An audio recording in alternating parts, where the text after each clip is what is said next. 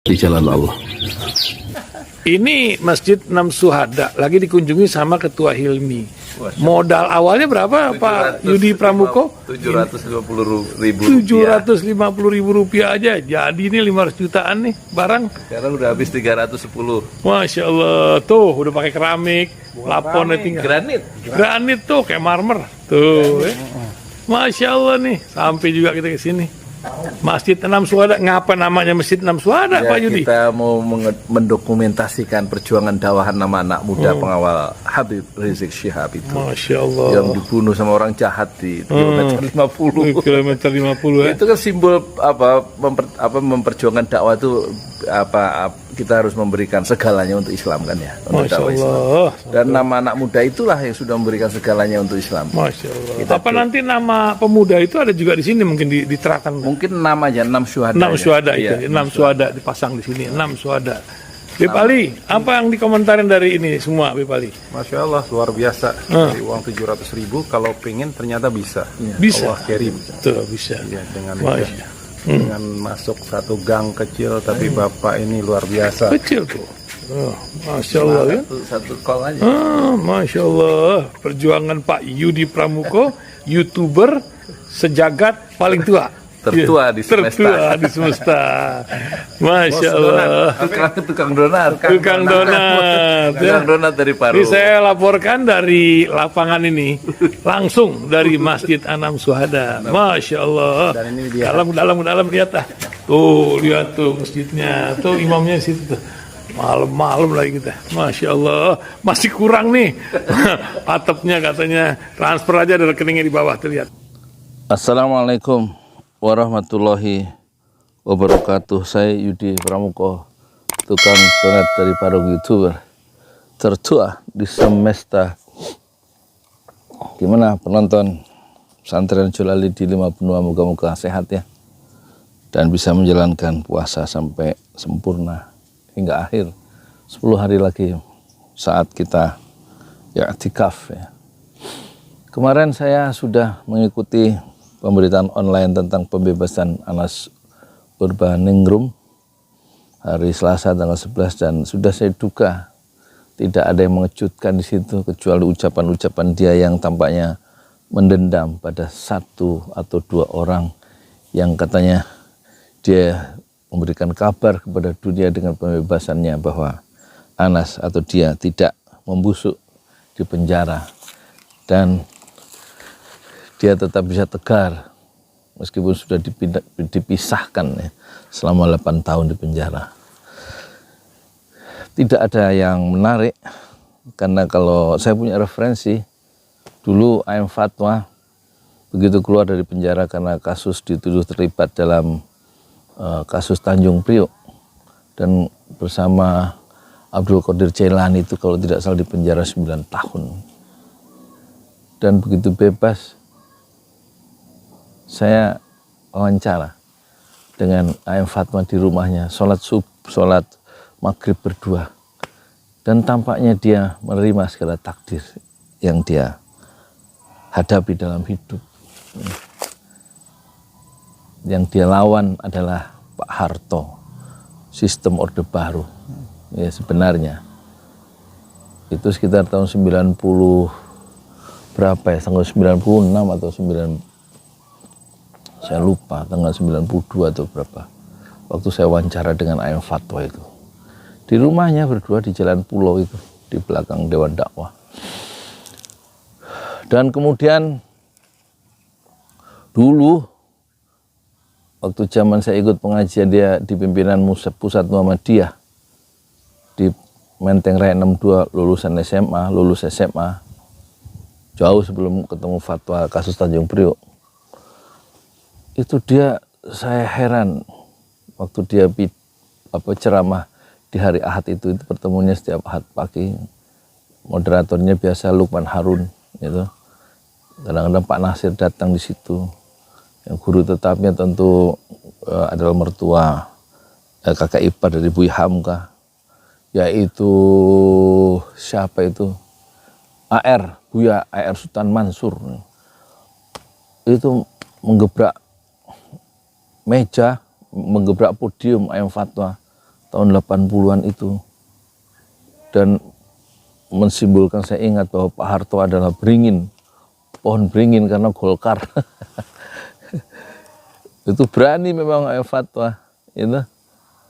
Dan dia kemudian, berita yang saya ikuti dulu, pernah dicegat seorang tentara berambut cepak gitu, dan dia dibacok, kemudian dengan luka-lukanya itu dia dibawa ke rumah sakit Islam Cempaka Putih dan dijenguk oleh Buya Hamka.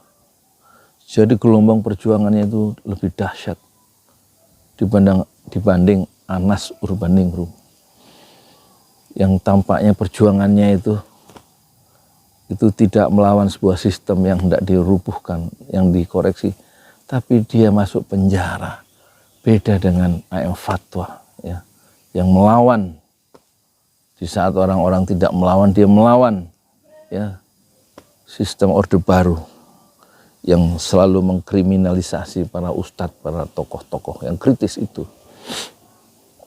Jadi tentu dengan referensi di masa lalu itu saya mencoba melihat siapa Anas Urbaningrum, dan saya ingin melontarkan satu kata-kata yang pendek saja. Wahai Anas, jangan cengeng. Ya, tentu saja. Ya. Dia masuk penjara bukan juga karena perjuangan politik, sebagaimana AM Fatwa itu. Bukan perlawanan terhadap satu sistem. Dia masuk penjara karena satu blunder, entah direkayasa, entah tidak. Yang penting dia kemudian dengan meyakinkan hakim, ya, mungkin kita tidak setuju sebagai kawan terbaik atau loyalis Anas, mungkin tidak setuju, tapi hakim membuktikan Anas menerima gratifikasi dan dia kasusnya korupsi dan pencucian uang, dan dihukum 7 tahun. Kemudian dia mencoba banding, kan gitu, ke Mahkamah Agung Kasasi, ditambah oleh Artjo Al-Kostar yang memang sangat memusuhi para koruptor, menjadi 14 tahun Anas Urbaningrum. Kemudian ya, pengacara-pengacara dari Anas itu tidak menyerah dan mengajukan PK. Di saat Artjo Al-Kostar sudah tidak di Mahkamah Agung, dan kemudian 2 tahun kemudian sejak 2018 PK itu dikabulkan, dari 14 tahun hukuman Anas didiskon, ya, di Mahkamah Agung itu menjadi tinggal 8 tahun dan dia bebas kemarin.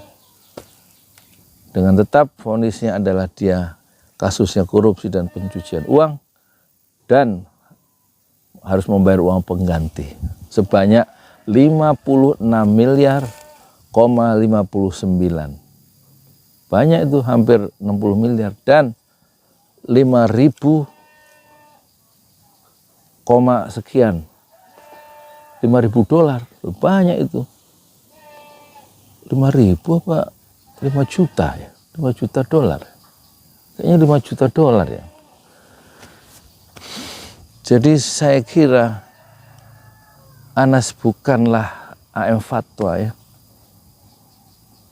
yang kabar meninggalnya ketika saya sedang belajar di bahasa Arab pagi-pagi itu di Utsman bin Affan, pagi-pagi habis subuh belajar Nahwu Shorof ketika usia saya 57, dikasih tahu sama Ustadz Aim Furqon yang ngajar saya di Lembaga Bahasa Arab Utsman bin Affan di Bambu Apus, dan dia juga penasihat ahli untuk anggota DPR, Ustadz Furqon, ketua pimpinan wilayah kalau tidak salah satu ketua pimpinan wilayah Persis Persatuan Islam di mana, di Jakarta Timur.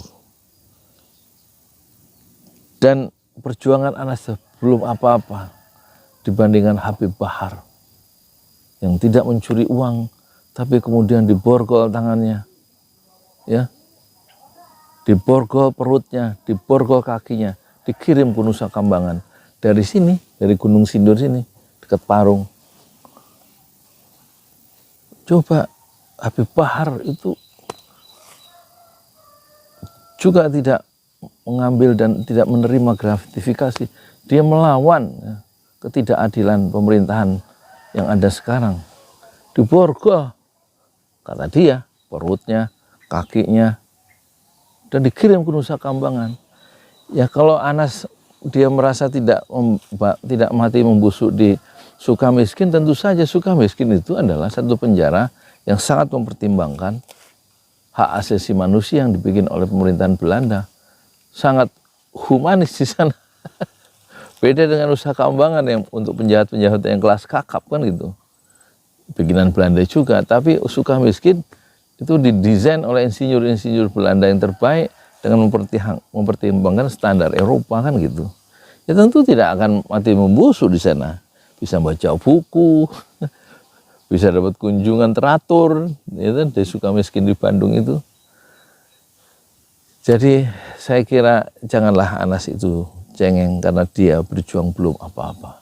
Dia tidak melawan kekuasaan yang ada dia berada di dalamnya. Dia hanya melawan dirinya sendiri dengan melawan ketamakan, ya kan? Soal uang, soal tarikan-tarikan duniawi yang kemudian menjerumuskan dia ke penjara karena dia berkawan dengan Nasaruddin yang juga bendahara Partai Demokrat. Jadi sebenarnya apalagi kalau dibanding Habib Rizik yang diisolasi secara politik 3,5 tahun, tidak bisa masuk ke negerinya sendiri. Dia diisolasi, tidak dibiarkan masuk oleh pemerintahnya sendiri 3 tahun 7 bulan. Dan akhirnya dengan kolega-koleganya sendiri dia berusaha untuk pulang. Dengan usaha sendiri, tidak dengan bantuan pemerintah, kata Habib Rizik. Kemudian dia disambut dengan umat yang begitu gegap gempita di bandara sampai ke Petamburan. Dan saya menanti di Petamburan.